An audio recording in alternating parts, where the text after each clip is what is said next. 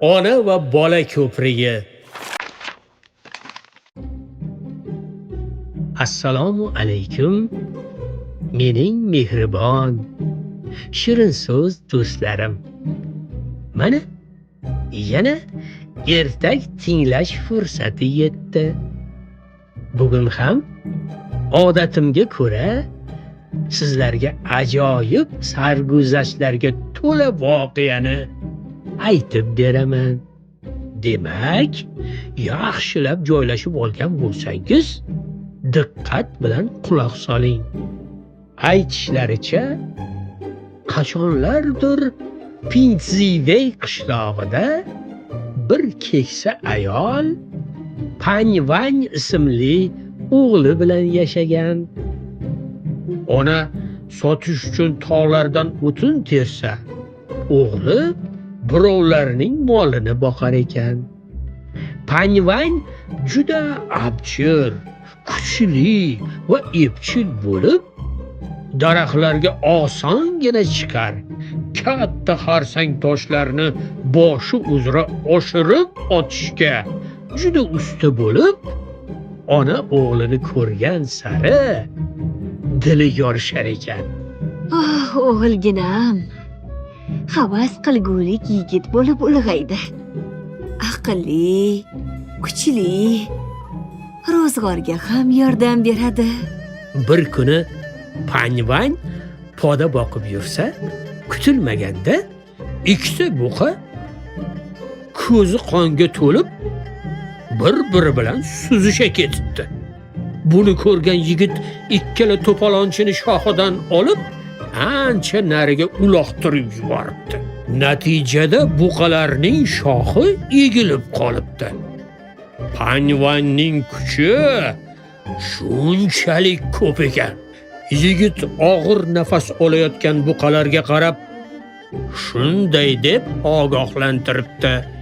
Yana urushguday bo'lsangiz, shoxingizni butunlay sindiraman. Pinzivey yaqinidan oqib o'tuvchi daryoda ustida ayvonchasi bor, chiroyli va mustahkam tosh ko'prik bo'lib, qishloq ahli muntazam u orqali u sohildan bu sohilga o'tib yurar. Ko'prik odamlarning uzog'ini yaqin qilishga xizmat qilar ekan. Uni 5 ta tosh ustun tirab turar. Har yili bo'ladigan qor bo'ronlari ham, tog'lardan tushadigan suv oqimi ham uning mustahkamligiga zig'ircha ta'sir qilmas ekan. Ammo bora-bora ustunlar yemirila boshlabdi. Sovuq qish kunlarining birida shimol shamoli har esishda katta daraxtlarni ildizi bilan qo'porib tashlayotgan bir vaqtda Panyvang podasini tosh ko'prik ustida haydab ketayotgan ekan. Bu vaqtda ko'prik xuddi bambukdan yasalgandek silkinaveribdi. Ko'prikning bu taxlit silkinishini ko'rgan yigit xavotirlanib pastga qarabdi. Ay. Tosh ustunlardan biri yiqilibdi-ku. Bunaqada hozir ko'prikning o'zi ham qulab tushishi hech gap emas. Unda Pinzivey ahliga qiyin bo'ladi. Keyin yangi ko'prik qurish ham oson ish emas. Shunda pahlavon Panyvang o'ylab ham o'tirmay, shimining pochasini shimaribdi-da, ko'prikdan suvga sakrabdi. Suv buncha sovuq bo'lmasa? Yigit ko'prikning tagiga kirib, uning ustunini qo'llari va boshi bilan tirab turibdi. U xuddi po'latdan quyilgandek qotib turaveribdi. Hatto qimirlashga ham jur'at etmabdi. Ko'p o'tmay uning qo'llari uvishib ketibdi. Lekin ularni tushirish mumkin emas. Panyvang bor kuchini yig'ib ustunni suyab turaveribdi. Xuddi shu vaqtda shu ko'prikdan uning qari onasi tergan o'tinini orqalagancha uyiga qaytayotgan ekan. Tosh ko'prik esa hamon qimirlayotgan emish. Ko'ngli noxushlikni sezgan ayol nima bo'lganini ko'rish uchun pastga egilibdi. Ay, ay, ay, ay, ay. Bu qanday falokat? Tosh ustun yiqilibdi-ku. Bunaqada ko'p o'tmay ko'prik qulab tushishi mumkin. Keyin uni qanday tuzatishadi? U shu zahoti yelkasidagi o'tinini tashlab, o'ylab ham o'tirmay daryoga sakrabdi. Onasini ko'rgan Pangvang unga shunday deb qichqira boshlabdi. Ona, ketavering. Ustunni o'zim ko'taraman. Ortingizga qayting.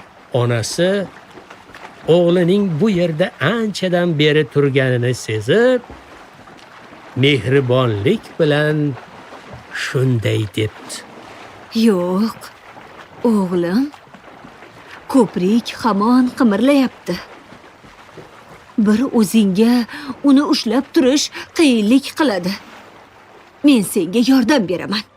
Shu zahoti ona ham ko'prik ustuniga tiralibdi. Endi ona bola bir-biriga qarama-qarshi tomonda muzdek suvda turgancha ko'prikni tirab turishardi. Shu bilan oradan bir necha kun o'tibdi. Bir kuni bitta baliqchi daryodan suzib o'tayotib, ko'prik ostida odamlarga o'xshagan ikkita tosh ustunni ko'rib qolibdi. Sinchiklab qarasa, bu Pangvang va uning onasi emish. Ikkalasi tosh ustunlarga aylangancha ko'prikni tirab turishgan ekan. Buni ko'rgan baliqchi darhol qishloqqa borib, xalqni chaqira boshlabdi. Hay odamlar, tezroq tosh ko'prikka boringlar. U sal bo'lmaganda vayron bo'lar edi. Shunda biz qiynalardik. Bizni kim qutqarganini ko'ring. Odamlar tosh qahramonlarning fidoyiligini ko'rib, ko'zlariga yosh olishibdi. Ana o'shandan beri Pindzivey yonidagi ko'prik ona va o'g'il ko'prigi deb atala boshlagan ekan. Shunday qilib, insonlarning manfaatini ko'zlab, jonini fido qilgan ona va bola qalblarda abadiy qolgan ekan. Ona mehri va oddiy insonlar jasorati ulug'langan biroz qayg'uli, ammo ibratli ertagim shu bilan tugadi.